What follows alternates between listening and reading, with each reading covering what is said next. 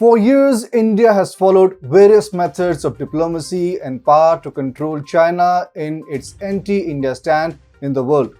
Rebuking all efforts, China, however, continues to advance its hostilities towards India. But the rise of India has provided an opportunity for the nation to force China to dance to its tunes. Hi and welcome to TFI English, the national socio-political analysis arm of the TFI Media Group. I'm your host Piyush, and in this video I will explain how India can pressurize China to approve India's candidature for a permanent seat at the UNSC. Former Prime Minister and Bharat Ratna Atal Bihari Vajpayee once explained the status of neighbors and said, "You can change your friends or even enemies, but can never change your neighbors." China, being the biggest neighbor as well as the rival power, has continuously followed hostile policies towards India.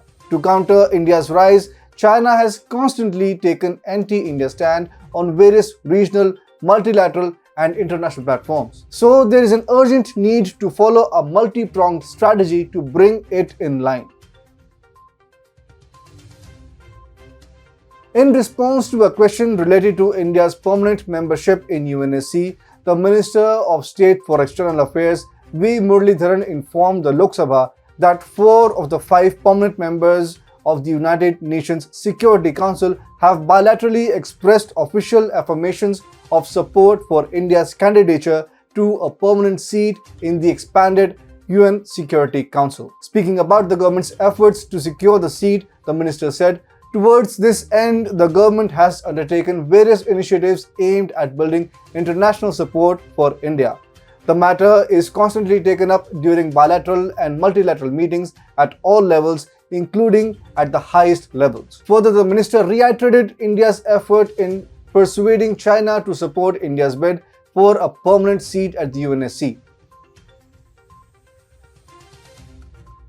The hard power and some quid pro quo policies are the 2 most used instruments in international powers through which countries try to advance their interests. However, China, being militarily strong like India, will have little impact on influencing their policies. The final and only option left with India will be to use its various instruments of quid pro quo to bring China in line. According to a report, 54.4% of the national GDP and half of the population of China were negatively impacted by the harsh lockdown and the latest outbreak of the COVID-19 virus.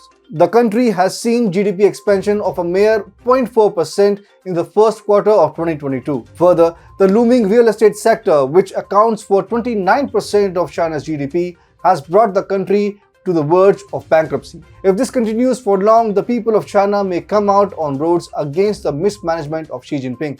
In this scenario, India may provide great relief to the Communist Party. It is pertinent to note that India in recent times has taken multiple steps to counter Chinese companies and imports. As 18% of China's GDP comes from export of goods and services, if India further advances these policies, Chinese businesses may see a total collapse in international exports. Further, an international movement has started against China in the world on various international platforms. The US-led international and multilateral platforms have sidelined China. Except for Russia, no one is allied with China on various global issues. Russia itself is being sidelined. If China does not find a strong friend like India in its favor, then they will forever be isolated on global platforms. Following death trap diplomacy and bully behavior, China has already distorted its relationship with the smaller countries in the Indo-Pacific region. Its neighbors like Vietnam, the Philippines, and Indonesia are securing defense ties with India. India's neighbors have already seen the consequences